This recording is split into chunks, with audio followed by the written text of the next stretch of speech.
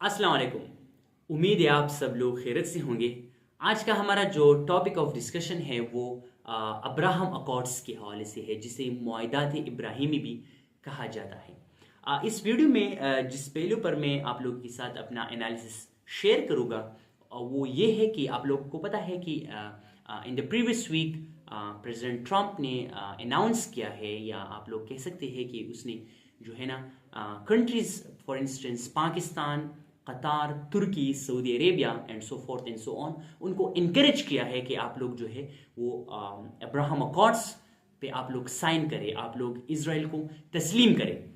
तो इस वीडियो में मैं जिस पहलू पर एनालिसिस करूँगा वो ये होगा कि why eight this point of time it is not something new कि यूएस प्रेसिडेंट या यूएस एडमिनिस्ट्रेशन ने फ्रॉम टाइम टू टाइम ये कोशिश की है कि ममालिक पर, खासकर मुस्लिम और अरब कंट्रीज पर इसराइल को तस्लीम करे, चाहे वो कैम्प डेविड अकॉर्ड हो, जिमी कार्टर ने जो कोशिश की थी, या ओस्लो अकॉर्ड हो, बिल क्लिंटन ने जो कोशिश की थी इन द हिस्ट्री और इन द पास्ट।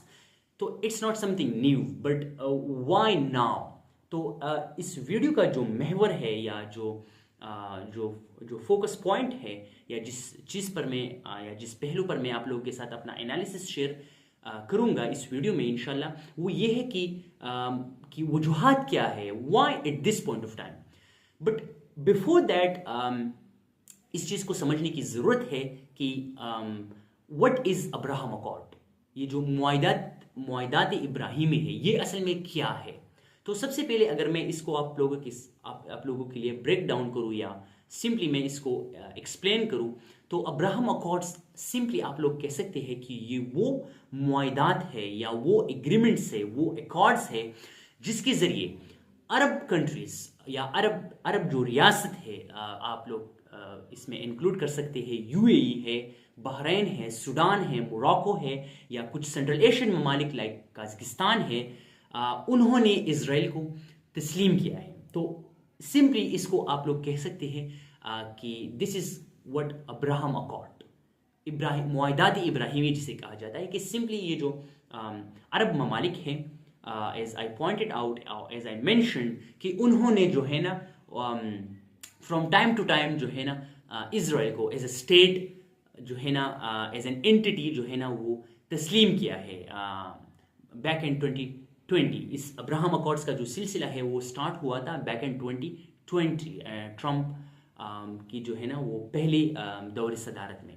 तो simply this is the definition और this is the concept of Abraham accords, की जो अरब ममालिक है उन्होंने जो है ना इस मुआहिदे या मुआहिदात के जरिए या थ्रू दीज अकॉर्ड्स इसराइल को एज अ स्टेट तस्लीम किया था। तो इसे मुआहिदात इब्राहिमी या अब्राहम अकॉर्ड्स सिंपली कहा जाता है। तो eight this point of time आप ये डिफिनीशन अपने जहन में जो है ना वो इसको रख ले कि ये क्या है। Later on in the latter part of the video में शायद इस डिफिनीशन को जो है ना अभी ट्विस्ट कर लूँ, मैं इसको अभी कॉम्प्लिकेटेड कर लूँ, या इसको ब्रॉडर या रीजनल फ्रेमवर्क में जो है ना उस लेंस से इसको डिफाइन करूँ। But at this point of time being in the introductory part of the video, तो आप लोग कह सकते हैं कि अब्राहम अकॉर्ड्स क्या हैं। ये वो एग्रीमेंट्स है, वो अकॉर्ड्स है जिसके ज़रिए ये अरब कंट्रीज़ ने इसराइल को जो है ना तस्लीम किया है एज ए स्टेट। तो सिंपली, लेकिन इस वीडियो का जो फोकस है, एज आई मेंशन, कि क्वेश्चन ये नहीं है कि व्हाई, क्वेश्चन ये है कि व्हाई नाउ। मैंने आप लोगों को हिस्ट्री से आप लोगों को एग्जांपल दे दी कि ओस्लो अकॉर्ड जो है ना बिल क्लिंटन ने फैसिलिटेट किया था, कैम्प डेविड अकॉर्ड को जिमी कार्टर ने फैसिलिटेट किया था। But this is not the question कि why, the question is why now.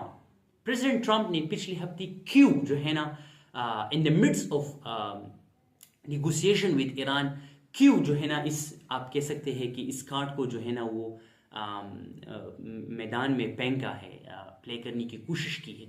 तो इस पर मेरा जो एनालिसिस है, या after while doing research on this topic, while preparing analysis for this video, मैंने एक एनालिसिस गैप आप लोग कह सकते हैं कि फाइंड आउट किया है कि इस चीज़ को जो है ना वो क्या किया है, निगलेक्ट किया है। हमारा जो मेन डिस्कोर्स है या मेन स्ट्रीम डिस्कोर्स जो है, इस चीज़ को जो है ना इग्नोर करने की कोशिश की गई है।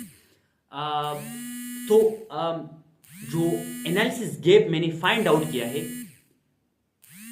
मेरा ख्याल ये है कि जो सबसे पहला जो रीज़न है कि वाई प्रेसिडेंट ट्रम्प अनाउंस कि ये जो कंट्रीज है, सऊदी अरेबिया है, पाकिस्तान है, तुर्की है, कतार है, जो है ना ये अब्राहम अकॉर्ड्स को जो है ना कंसिडर करे, अब्राहम अकॉर्ड्स को साइन करने के लिए तैयार हो। तो सबसे पहला जो मैं जिस चीज़ को एट्रीब्यूट करता हूँ वो ये है कि President Trump is trying to appease Israel.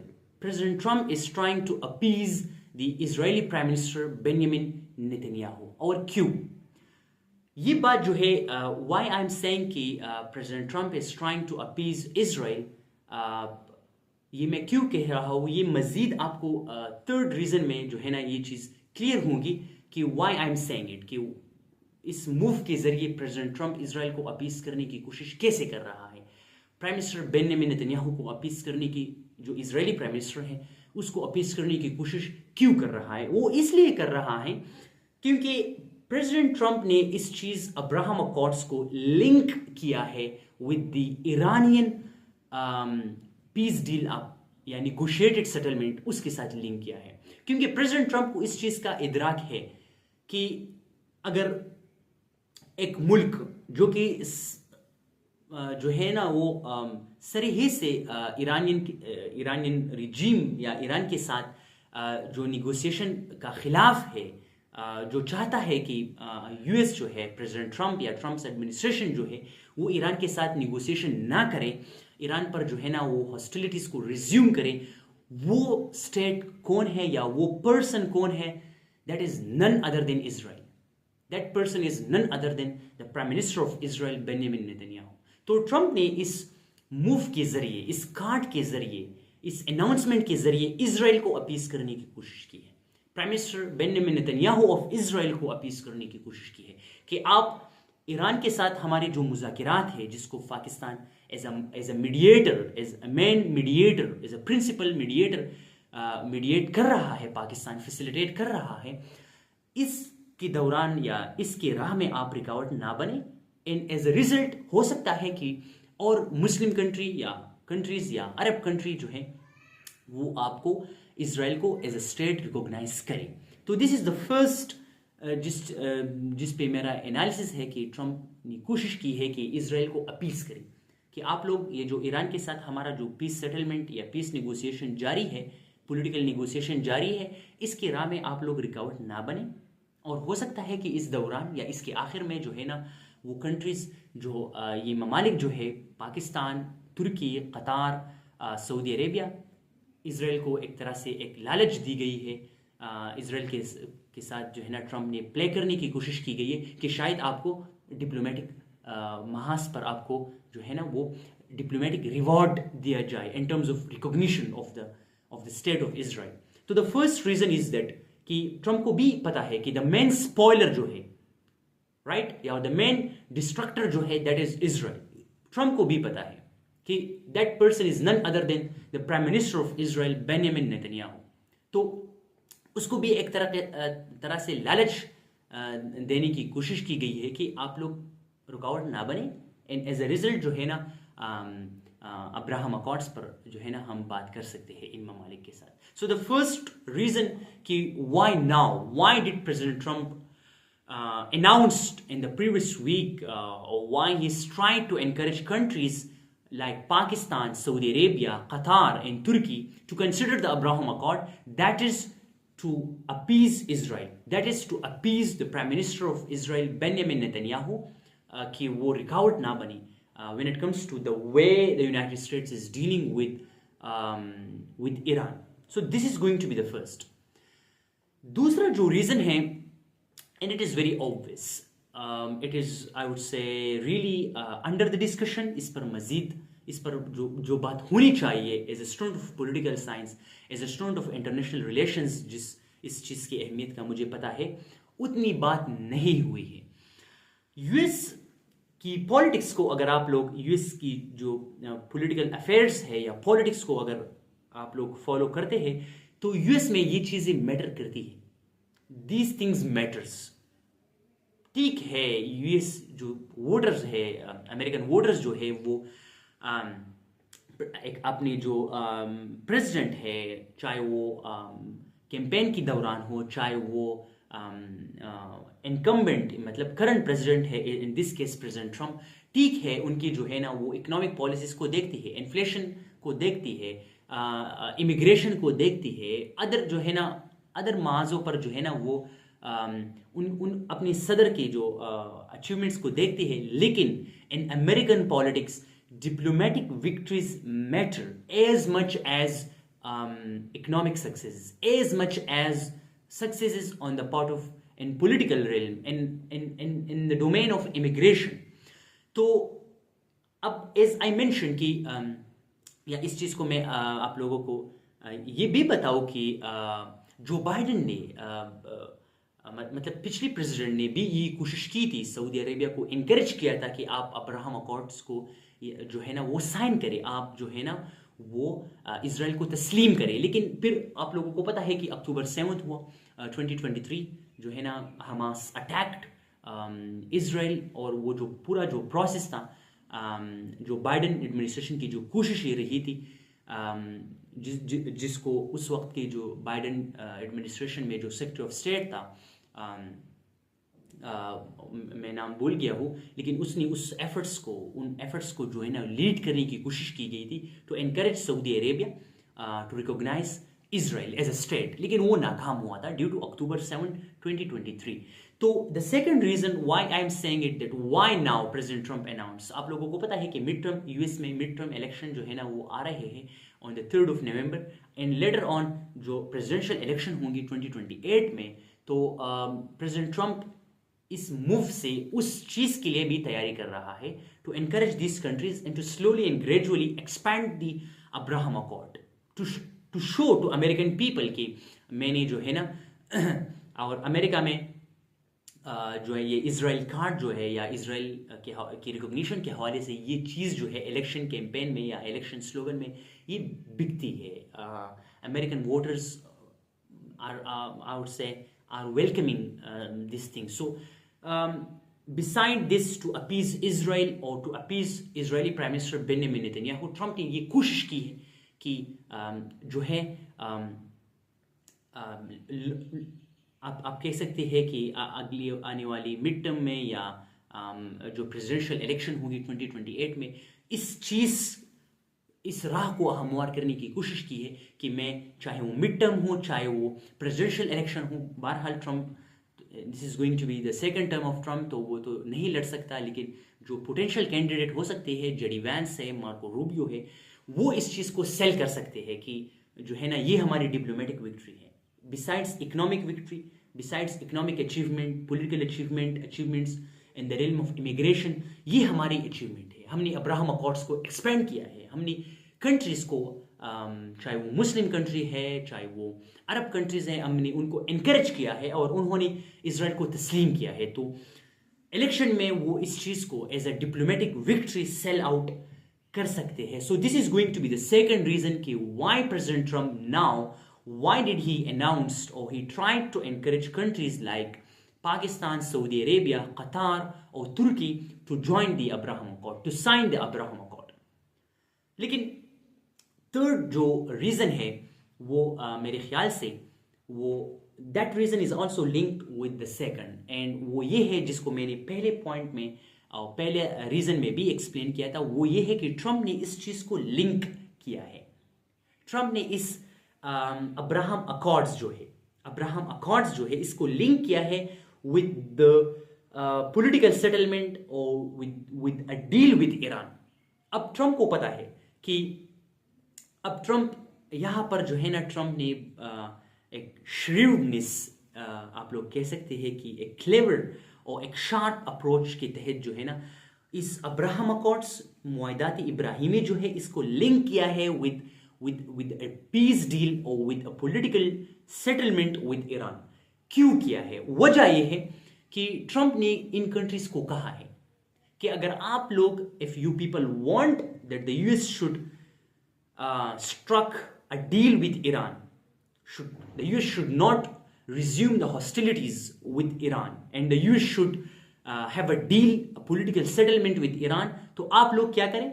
आप लोग जो है अब्राहम अकॉर्ड्स को जो है ना साइन करें, आप लोग इजराइल को तस्लीम करें. अगर आप लोग नहीं करते हो, इफ यू पीपल कंट्रीज, आप लोगों को पता है कि कुछ ममालिक ने तो ऑलरेडी किया है, यूएई ने किया है, मोरक्को ने किया है, सूडान ने किया है, बहरीन ने किया है, लेकिन कंट्रीज फॉर एग्जांपल सऊदी अरब रहता है, पाकिस्तान ने नहीं किया है, कतर रहता है, तुर्की ने अभी तक नहीं किया है. तो इन कंट्रीज को कहा है कि आप लोग तो मुझे कहते हो कि प्रेसिडेंट ट्रंप साहब आप हॉस्टिलिटीज को रिज्यूम ना करें, इजराइल की ना माने, ईरान के साथ एक डील जो है आप लोग कर ले. तो ट्रंप साहब इनको ये कहता है कि आप लोग तो मुझे ये कहते हो, लेकिन आप लोगों को क्या करना है, इस डील को मैं लिंक करता हूं with the signing off Abraham accord. अगर आप लोग इस डील को साइन नहीं करते, अगर आप इस चीज को साइन नहीं करते, तो I am not going to have a deal with Iran. अगर मैं ईरान के साथ डील नहीं करता हूं, अगर मैं डिप्लोमेसी को प्रिपेयर नहीं करता हूं, तो the alternative to diplomacy is war. मतलब यह है कि जो सीज फायर पाकिस्तान ने फैसिलिटेट किया है, तो फिर तो वो खत्म हो जाएगा. Technically that cease fire would not exist. तो रिजम्पशन ऑफ हॉस्टिलिटीज होगी. US Israel again they will try to strike, they will try to attack Iran. और ईरान क्या करेगा? ईरान तो यूएस पे अटैक नहीं कर सकता. US is very far.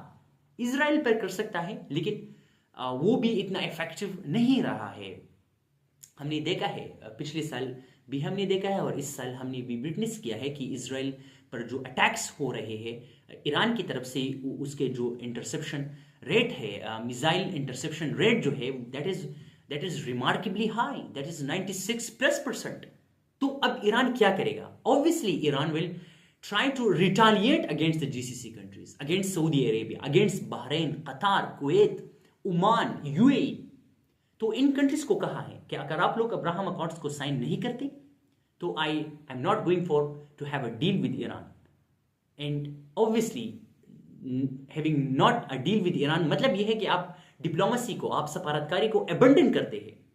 आप डिप्लोमेसी का जो पाथ है उसको आप जो है ना वो अबंडन करते हैं, आप उसको रिजेक्ट करते हैं. तो as I mention, the alternative to diplomacy is war. अगर वॉर होती है तो ईरान विल रिटालिएट. अगर ईरान रिटालिएट करता है तो ऑब्वियसली ईरान जीसीसी ममालिक पर हमला करेगा, बहरीन पर करेगा, सऊदी अरब पर करेगा, ओमान पर करेगा. ठीक है. तो द थर्ड रीजन इज कि ट्रंप ने यहां पर जो है ना क्लेवरली इस पीस सेटलमेंट विद ईरान को लिंक किया है with the Abraham accord. And simply ये जो तीसरा रीजन है, एज आई मेंशन कि it's something, it reinforce the second reason, it reinforce the second reason, या it complement the second reason in a sense कि Trump as a, क्योंकि US या American president की जो कॉन्स्टिट्यूएंसी है वो अपनी सदर से, अपनी सुदूर से जो है ना वो डिप्लोमेटिक मास पर भी विक्ट्री हासिल करने की कोशिश करते आ रहे हैं, या ये जो है ना विक्ट्री की डिमांड वो करते हैं. तो ट्रंप ने कहा है कि ये लोग, ये जीसीसी ममालिक जो है, they are very much afraid of the further retaliation by Iran, तो let's link it with them. तो इस पर उस जो रेजिस्टेंस ट्रंप को फेस करनी, जो ट्रंप फेस कर रहा है इन टर्म्स ऑफ, क्योंकि ये ममालिक कोशिश कर रहे हैं कि ट्रंप को परसुएट करे कि do not attack Iran, do not attack Iran, let's go for a peace settlement, let's go for a negotiated settlement और द थिंग्स लाइक दैट. तो ट्रंप ने यहाँ पर भी एक, टू माई अंडरस्टैंडिंग और to the best of my knowledge और to my analysis, Trump ने इस चीज़ को लिंक किया है to pressure these GCC countries and ultimately to encourage some of these countries and to ultimately encourage them and to ultimately make them ready for to sign or to join the Abraham Accords. तो ये तो 3 reason हो गई. लेकिन जो Abraham accords के हवाले से जो मैंने पहला डिफिनीशन आप लोगों को किया था कि आप लोग at that point of time आप लोग समझे कि ये वो मुआहदात है जिनके जरिए इन अरब ममालिक ने इसराइल को तस्लीम किया है. Simply this is Abraham accord. लेकिन at this point of time जो चीज़ें आप लोगों को क्लियर हुई है, मैंने वजूहात की बात आप लोगों को कि Trump want to appease Israel. The second reason I mention कि Trump is also looking for a diplomatic victory to sell that victory to the American voters, to his voters, to his constituency, or either in the midterm or in the presidential election of 2028. And the last reason is that, as I mentioned, to pressurize these GCC countries and to ultimately make them ready for to normalize relation with Israel. Those states who are remaining. कुछ नहीं already किया है, मैंने आप लोगों के discuss किया, लेकिन जो बाकी रहते हैं, पाकिस्तान है, सऊदी अरेबिया है, कतार है, तुर्की है. लेकिन at this point of time या इस वीडियो का जो एनालिटिकल पार्ट है या जो क्रिटिकल पार्ट है, दैट इज कि अब्राहम अकॉर्ड्स बहुत से लोग ये समझते हैं, या जिस चीज को मैंने फाइंड आउट किया है वो ये है कि ये कंट्रीज जो है, ये लोग जो है वो अब्राहम अकॉर्ड्स या मुआहिदात इब्राहिमी को इस तरीके से जो है ना वो एक्सप्लेन करते हैं कि ये अकॉर्ड्स क्या है. सिंपली ये अकॉर्ड्स जो है ये अरब ममालिक ने या कुछ सेंट्रल एशियन कंट्रीज ने जो है ना वो इजराइल को तस्लीम किया है, तो दिस इज अब्राहम अकॉर्ड. लेकिन इस अब्राहम अकॉर्ड्स को या मुआहिदात इब्राहिमी को आप लोगों को एक क्रिटिकल लेंस से, एक जो है ना वो एनालिटिकल लेंस से इस चीज को देखना है. तो as a student of political science जिस चीज को जो है ना वो मैंने ऑब्जर्व किया है, या as a student of political science या as a student of international relation, मैं ये समझता हूं कि Abraham accords is not just an agreement between the Arab states and Israel, where the Arab states like Turkey, like UAE, Bahrain, Morocco and Sudan recognized the state of Israel as a state. ठीक है, ये एक descriptive definition हो सकती है, लेकिन Abraham accords को जिस तरीके से मैं देखता आ रहा हूं वो ये है कि अब्राहम अकॉर्ड्स के जरिए यूएस की हमेशा एक कोशिश रही है, यूएस ने हमेशा एक टू प्रोंग्ड अप्रोच जो है ना यूएस ने अपनाया है. और वो टू प्रोंग्ड अप्रोच ये है कि कुछ ममालिक जो है, चाहे वो आप लोग ईरान के साथ क्या किया है यूएस ने, 2003 में यूएस ने इराक के साथ क्या किया है. सदाम हुसैन पर यह इल्जाम लगाया गया कि सदाम हुसैन जो है वो WMDs या वेपन ऑफ मास डिस्ट्रक्शन जो है ना उस पर काम करता है, इराक को तबाह किया, राइट. फिर 2011 में लीबिया कज़ाफी के साथ क्या किया, सीरिया में क्या किया. तो यूएस की जो अप्रोच रही है वो टू प्रोंग्ड रही है. इजराइल को अब्राहम अकॉर्ड्स के जरिए, मुआहिदात इब्राहिमी के जरिए, या इन्वेजन ऑफ इराक, लीबिया की जो क्राइसिस रही है, सीरिया की जो क्राइसिस रही है, इस सारे, चाहे वो डिप्लोमेसी हो या जो the use of brute force हो, इस सारी चीज़ों का जो खुलासा है वो क्या है, वो इजराइल को इस रीजन का जो है ना वो हेजमॉन बनाना है. इराक को 2013 में क्या किया है, डिसमेंटल किया गया. लीबिया को 2011 में क्या किया, डिसमेंटल किया, डिस्ट्रॉय किया. सीरिया को क्या किया है, Syria was pushed into a civil war. Iran पर जो है ना पिछले साल हमला हुआ, राइट. अब इस साल दोबारा ऑन 28 फरवरी 2026 ईरान पर जो है ना वो दोबारा हमले करने की कोशिश की गई. क्यों? बिकॉज ईरान इस सारी ही रीजन में अगर आप, तो ईरान इज द जेन्युइन और the only resistance vis-a-vis Israel, when it comes to resisting to the expansionist ambition of the state of Israel. तो यूएस की ये अप्रोच रही है कि कुछ ममालिक के साथ जो है ना वो ब्रूट फोर्स के जरिए जो है ना वो निपटा जाए. इराक एग्जाम्पल है, लीबिया है, सीरिया है, ईरान है. और कुछ ममालिक जो है जो कि लीनियंट है, यूएई की बात आप लोग कर ले, बहरीन की बात कर ले, मोरक्को की बात कर ले, किर्गिस्तान की बात कर ले, सेंट्रल एशियन स्टेट जो है, आप सूडान की बात कर ले, इनको जो है ना वो अब्राहम अकॉर्ड को एज अ टूल इस्तेमाल करके जो है ना इजराइल को, इन ममालिक पे इजराइल को तस्लीम किया है, एज अ स्टेट तस्लीम किया है. और इजराइल को इस रीजन में, मिडिल ईस्ट में क्या किया है, इस रीजन में इनकॉर्पोरेट किया है, इस रीजन का हेजमॉन बनाया गया है और अब भी बनाने की कोशिश कर रहे हैं. तो अब्राहम अकॉर्ड्स ये नहीं है कि इजराइल को, ठीक है एक डिस्क्रिप्टिव डिफिनीशन हो सकती है, डिस्क्रिप्टिव इन सेंस कि एक चीज को हम डिस्क्राइब करते हैं, लेकिन the analytical or the technical or the critical definition of Abraham Accord would be that कि यूएस कोशिश करता है कि to either through this dual approach mean force जिसको हमने देखा है in the case of Iraq, in the case of Libya, in the case of Syria, in the case of Iran, and diplomacy. Abraham accords उसकी जो है ना एक मिसाल है.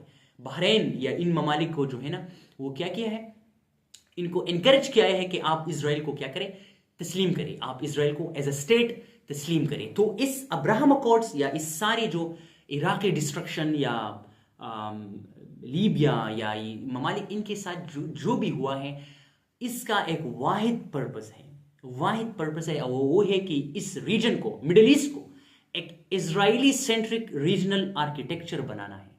इजराइल को इस रीजन का हेजमॉन बनाना है. इजराइल को इस रीजन का जो है ना वो चौधरी बनाना है. लेकिन at this point of time अगर मैं आप लोगों से एक सवाल करूं जिसका जवाब आप लोग कमेंट में दे सकते हैं कि वो कौन सा एक मुल्क है या नॉन स्टेट एक्टर्स भी आप लोग कह सकते हैं जो इजराइल की जो एक्सपेंशनिस्ट डिजाइन है, जो ग्रेटर इजराइल का जो प्लान है या इजराइल की जो हेजेमोनिक एम्बिशन है to be the hegemon of the Middle East, उसकी राह में अगर कोई रुकावट है तो that state is the Islamic Republic of Iran.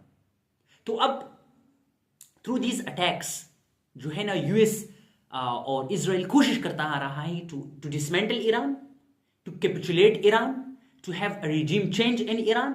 And ये जो बाकी ममालिक रहते हैं, सऊदी अरेबिया है, तुर्की है, कतार है, इनको क्या करें, इनको अब्राहम अकॉर्ड में शामिल करें and to have a regional architecture, to have a regional order.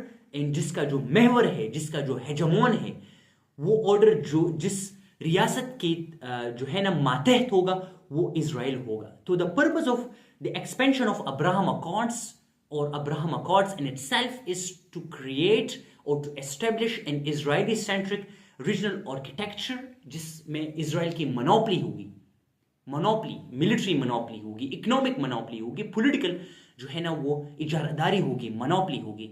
लेकिन उसके दौरान अब अगर मैं कंक्लूडिंग पार्ट पे आप लोगों के साथ अपना एनालिसिस शेयर करूं तो यूएस को इस चीज का इदराक होना चाहिए.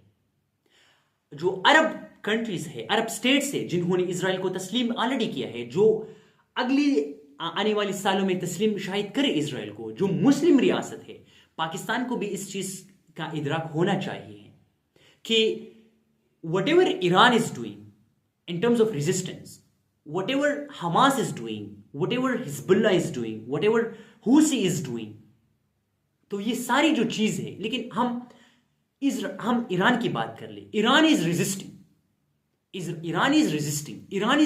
To what? Iran is resisting to an Israeli occupation.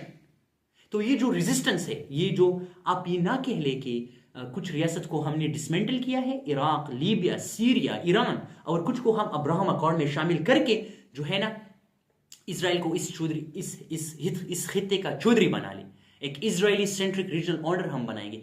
हो नहीं सकता, कामयाब नहीं होगा. रिजल्ट क्या होगा? Result would be again history will repeat itself in a sense of October 7. अक्टूबर 7 में क्या हुआ? बहुत सी ममालिक ने अब्राहम अकॉर्ड्स को साइन किया था 2020 एंड 2020.